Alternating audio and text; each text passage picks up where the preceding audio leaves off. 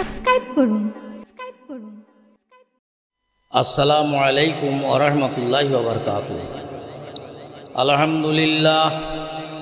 আলহামদুলিল্লাহি নাহমাদুহু ওয়া নাস্তাঈনুহু ওয়া নাস্তাগফিরুহু ওয়া নাউযু বিল্লাহি মিন শুরুরি আনফুসিনা ওয়া মিন সাইয়্যাতি আ'মালিনা মান ইয়াহদিহিল্লাহু ফালা মুদিল্লা লাহু ওয়া মান ইউদ্লিলহু ফালা হাদিয়া লাহু وأشهد أن لا إله إلا الله وحده لا شريك له وأشهد أن محمدا عبده ورسوله أرسله بالحق بصيرا ونذيرا كما قال الله تعالى في كلامه المجيد والفرقان الحميد أعوذ بالله من الشيطان الرجيم بسم الله الرحمن الرحيم ومن الناس من يقول آمنا بالله وباليوم الآخر وما هم بمؤمنين يخادعون الله والذين آمنوا وما يخدعون إلا أنفسهم وما يشعرون صدق الله العظيم وصدق رسوله النبي الكريم আম্মা বাদ ফায়া আইয়ুহাল হাজিরুন রাহমাকুমুল্লাহ। উপস্থিত মাননীয় স্মরণীয় বরণীয় শ্রোতামণ্ডলী ভাই ও বন্ধুগণ ও আমার পর্দার অন্তরালের জননীগণ, আল্লাহর দরবারে লাখ লাখ শুকরিয়া যে আমি দুই একটি ইসলামী চিন্তাভাবনায় কথা বলার যে সুযোগ পেয়েছি, তার জন্য আল্লাহর কাছে শুকরিয়া আদায় করি আলহামদুলিল্লাহ। আজকের যে বিষয়, সে বিষয় দুনিয়ার যে অবস্থা চলছে, আজকে দুনিয়ায় হাহাকার, মানুষের প্রতি অত্যাচার, তারই ওপরে বিভিন্ন কিছু আপনারা বিভিন্ন মৌলবী মৌলানা সাহেবের মুখে শুনেছেন।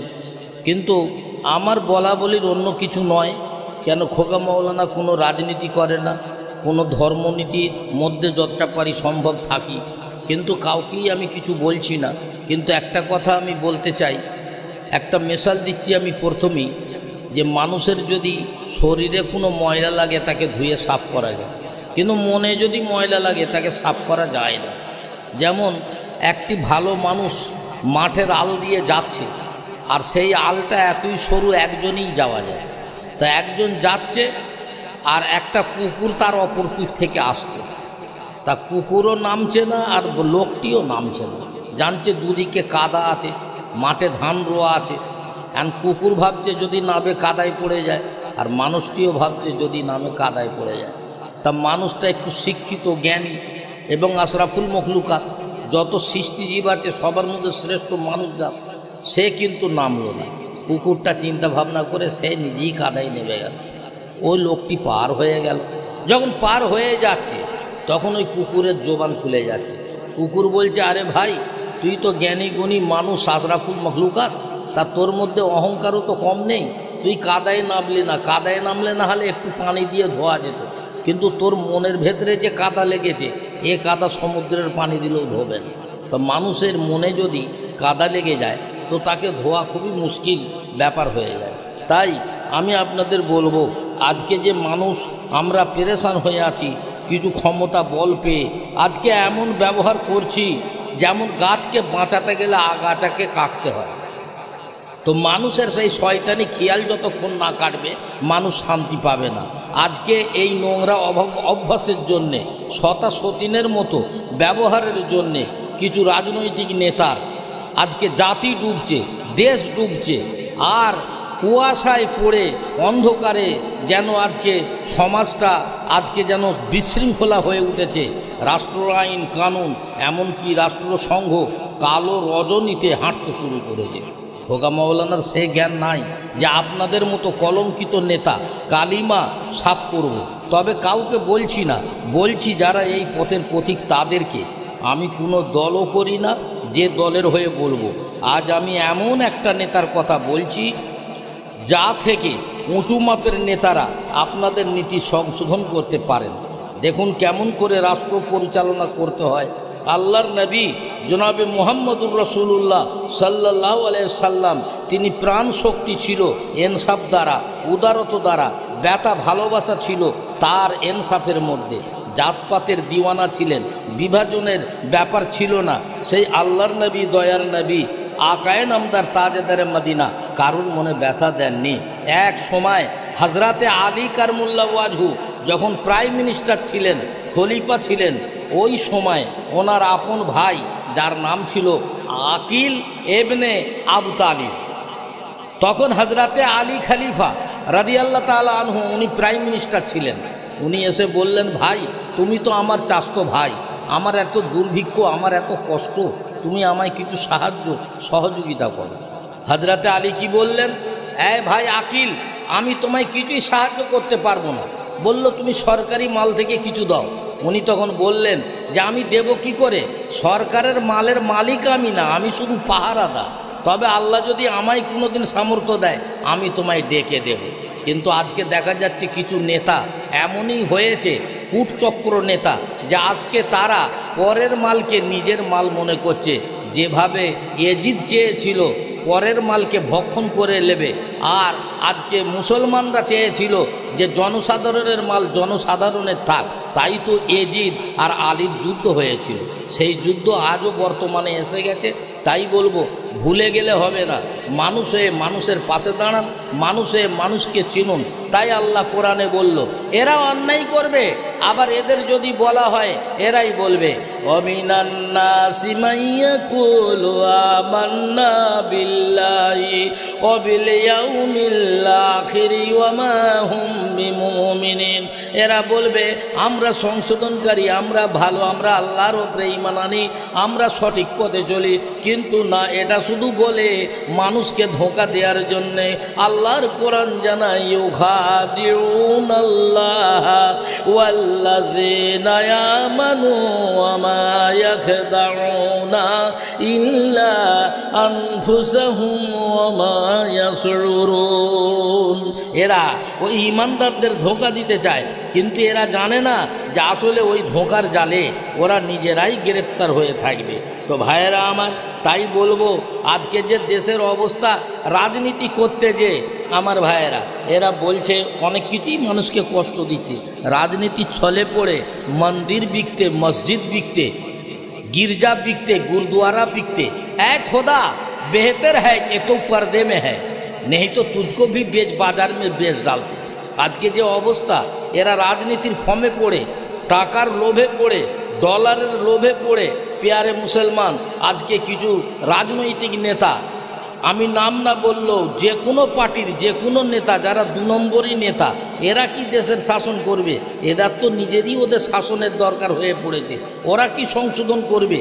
ओरा तो निजेই কুলসিত, ओरा संशोधन नय।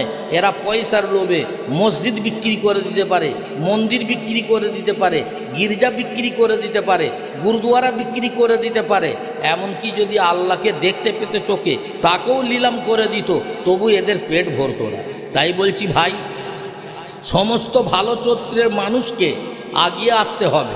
ভালো আলেম, ভালো পীর, ভালো নেতা, ভালো পাদ্রী, ভালো পণ্ডিত এই সময় যদি না আগিয়ে আসেন, তাহলে কিছু অসামাজিক নেতার ছোবল কোথাও থেকে রক্ষা হবে না। ভারতের মানুষ শান্তি পেতে পারে একমাত্র যদি সকল মিলে যদি আগিয়ে আসে।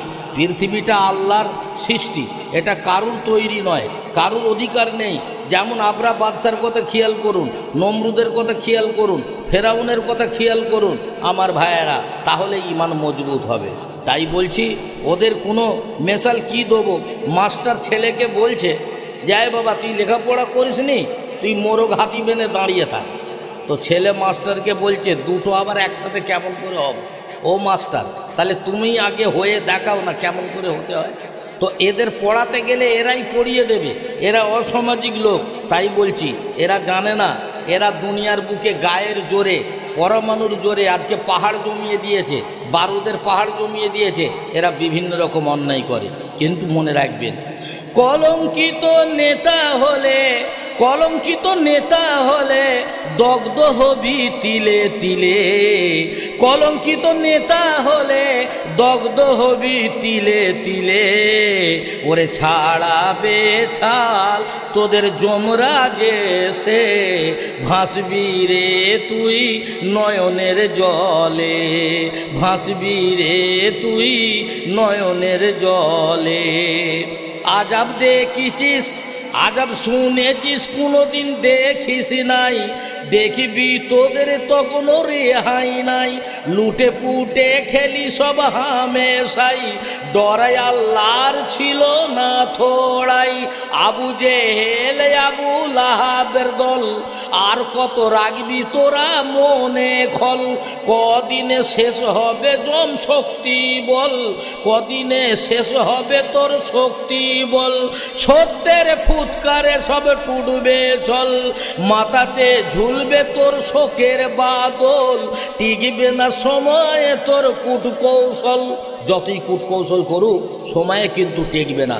তাই বলছি কলঙ্কিত নেতা হলে দগ্ধ হবি তিলে তিলে। ওরে ছাড়াবে ছাল যমরাজে সে, ভাসবি রে তুই নয়নের জলে। এমন একটা দেশ আসবে, এমন একটা দিন আসবে যে নিজের পানিতেই নিজেকে বুক ভাসাতে হবে। কোনো রাজনীতির নেতারা দুঃখ করবেন না, আমি আপনাদের বলিনি, পাপীকে নয় পাপের কথা বলছাম। যদি এই কথা আপনারা মানেন তাহলে দেশের মানুষ শান্তি পাবে। আর মারামারি করে শান্তি আসে না, প্রেম ভালোবাসায় সম্ভব। যদি মানেন তাহলে আমার এই শ্রম সার্থক হবে আশা করি ইনশাল্লাহ। বিশ্বের উন্নতির জন্য দারসুখা আকবর, খাজা মাইনুদ্দিন চিশতি রহমতুল্লাহ আলাইহি, গুরু নানক, রামকৃষ্ণ পরমহংসদেব, কবির, লালন, স্বামী বিবেকানন্দ, মীরাবাই, জওরা বিবি একে অপরকে এক জাতি, এক মানুষ, এক প্রাণ বলেছেন। সারা বিশ্বকে এক সুতোয় তারা গেঁথেছে, তারা আত্মীয়তার বন্ধনে বেঁধে গেছে। হিংসা দূর করে যে ধর্ম সে তার করতে পারে, হিংসা দূর করতে বলেছে, প্রমাণ রেখে গেছেন। বর্তমান কিছু মানুষ ভালো পদ পেয়ে বারুদের পাহাড় জমা করে ফেলেছে, হাওয়া বাতাসের সাথে সাথে মানুষের মনকেও দূষিত করে ফেলেছে। বন্ধুগণ, যে জাতির ইতিহাস নেই সে জাতি বড় হতভাগ্য, আর যাদের ইতিহাস আছে অথচ তার খোঁজ রাখে না তারা হচ্ছে আরও হতভাগ্য। কুকুরের ঘর বাড়ি নাই কিন্তু আজাদি ঘুরে বেড়ায়। এরা কিছু নেতা কুকুরের থেকেও খারাপ। কেন জানেন? এরা নিজেরা তো আজাদে চলে কিন্তু মানুষকে কুকুরের মতনও আজাদি দিতে চায় না। আমার ভাইয়েরা, আজকে কোথায় কিছু নেই, অমুক হয়েছে তমুক হয়েছে, এনআরসি, এনআরসির মানে এরা বোঝে? এনআরসির মানেই জানে না। এনআরসি মানে খালি বলছে নাগরিক পঞ্জীকরণ। আরে এনআরসির মানে শুনুন, এনআরসি মানে কি? এনআরসির মানে হচ্ছে যেটা ওপরের জ্ঞান, এরা কলেজ পড়েছে, বড় বড় ডিপ্লোমা করেছে, ডক্টরেট হয়েছে, এনআরসির মানে খুঁজে বের করেছে। আজকে যারা করছে এনআরসি কাকে বলে জানে? ওই সব নেতাদের জ্ঞানই নেই, ওরা জানেই না। এনআরসি এন, এন থেকে হচ্ছে নূর। আমি অন্য জায়গায় যাব না, আমি যেটা বলছি সেইটা শুনুন, নেতারা ভালো করে শুনুন। প্যারে মুসলমান, এন হচ্ছে নূর, আর আর মানে রব, মানে রবের আর হচ্ছে আর থেকে রব। যেমন আয়েতা আমও হয়, আয়েতা আল্লাহ হয়। তো আপনি আয়েতা আম ধরেছেন, কিন্তু আমি তো আমটা ধরবো না। আপনি এনআরসি থেকে আজকে নাগরিক পঞ্জীকরণ ধরছেন। এন থেকে নূর আর আর থেকে রব, মানে আল্লাহর নূর। আর সি থেকে ছটা বা কার্টুন ধরুন, আল্লাহ নবীর নূরের কার্টুন। তাহলে আল্লাহর নূরের কোনো দিন বার করা যায়? আল্লাহর জ্যোতি সূর্যতে আছে, চাঁদেতে আছে, আল্লাহর তেজেই তো সব ঘুরে বেড়াচ্ছেন। আরে এনআরসি ও কি বলে? যখন সে মরে যাবে দেশ থেকে তাকে সমাধি করে দেওয়া হবে। এনআরসির মানে এটা নয় যে একেবারে নাগরিক পঞ্জীকরণ। তো আমার ভাইয়েরা, এটা কারোর তো বাবা কেলে দেশ না, এটা আল্লাহর দেশ। আপনি কোথায় তাড়াবেন? আপনি যেখানেই পাঠাবেন সে তো আল্লাহর পৃথিবীতেই থাকবে। এই জন্যে এনআরসির মানে বুঝুন, তারপর এনআরসি করবেন। তো যাই হোক, আমি একজনকে বললাম, কি বললাম? এইটাই বললাম যে তোমরা অত ভয় করো না, অথচ সে ভয় পাচ্ছে। তো আমি একজন মুসলমানকে বললাম, কি হবে রে বাবু, এরকম অমিত শাহ বলছে, নরেন্দ্র মোদী বলছে, হাড্ডা গাড্ডা নাড্ডা কত নেতা উঠেছে বলছে, অমিত শাহ বুড়ো মানুষ, নিজের ভুঁড়ি নিয়ে লড়তে পারে না, আর সে বলতেছে কিনা যে এই করে দেবো ওই করে দেবো। ও কোথায় যাবে? চিতায় তুলে ওর চিতায় আগুন দিলে ভুঁড়ি থেকে কত পানি বেরোবে ওই জানে না, ও মানুষের বিচার করতেছে। তা মুসলমানটাকে বলছি যাকে একটু কাগজপত্র ঠিক কর। বলেন না ঠিক করব না, আমার কাগজ যা ঠিক হবার আছে, আল্লাহ যেটা ঠিক করার সে তো করে দিয়েছে, ভাগ্য নির্ধারণ করে দুনিয়ায় পাঠিয়ে দিয়েছে, নতুন করে আর চিন্তা কি। তা যখন আমি মুসলমানটাকে বললাম যে কি হবে, তাহলে পরে তাহলে তাদের কথা মতো চলে যেতে হবে। তা সে মুসলমান বলছে না, জান দেবো কিন্তু চলে তো যাব না, আর বেদিনকে ভয় করিনি, আমরা কোনোদিন করব না।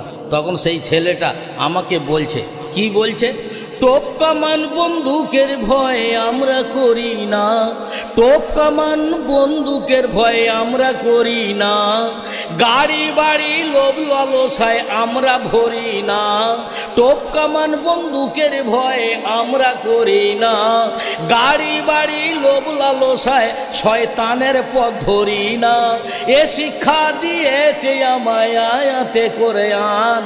ওই ছেলেটা বলছে এ শিক্ষা দিয়েছে আমায় আয়াতে কোরআন, আমার ধর্ম ইসলাম আর আমরা মুসলমান, আমার ধর্ম ইসলাম আর আমরা মুসলমান।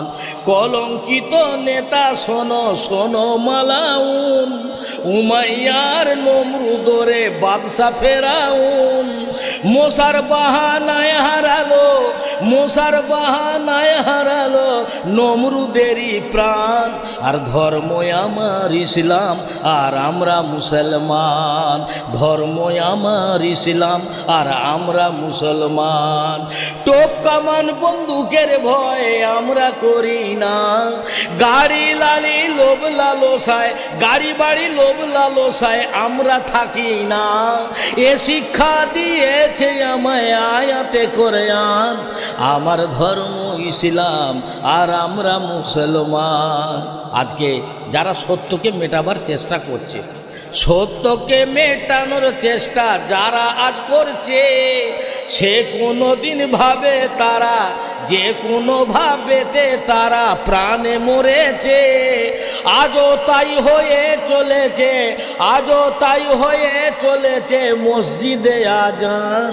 আরে আমার ধর্ম ইসলাম আর আমরা মুসলমান, আমার ধর্ম ইসলাম আর আমরা মুসলমান।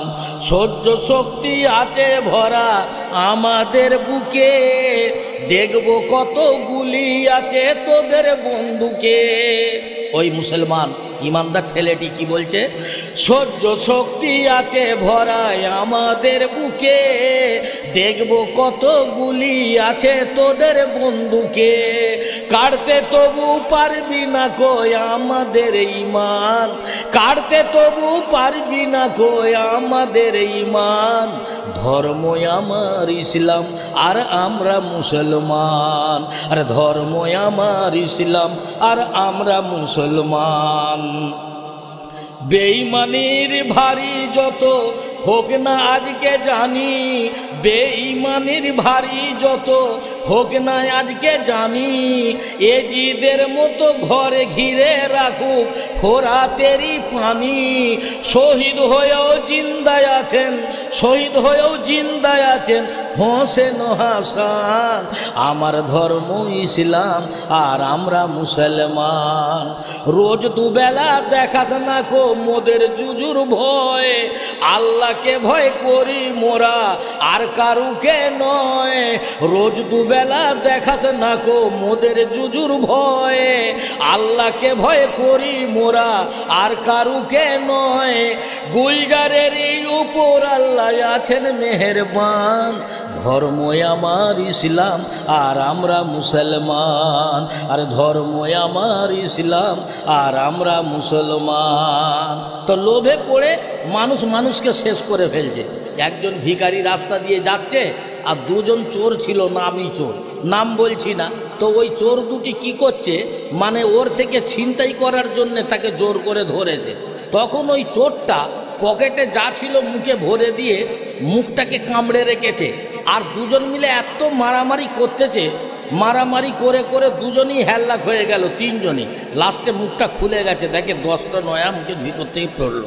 তো চোরেরা বলছে, তোর মুখে মনে করি কি সোনা দানা হিরে ছিল? তা এ কি বলছে, এই 10টা নয়াই ছিল। বলে তাহলে তুই মুখটা চেপে রেখেছিলি কেন? এত মারামারি করলাম, আগেই তো বলতে পারতিস মারামারি করতাম না।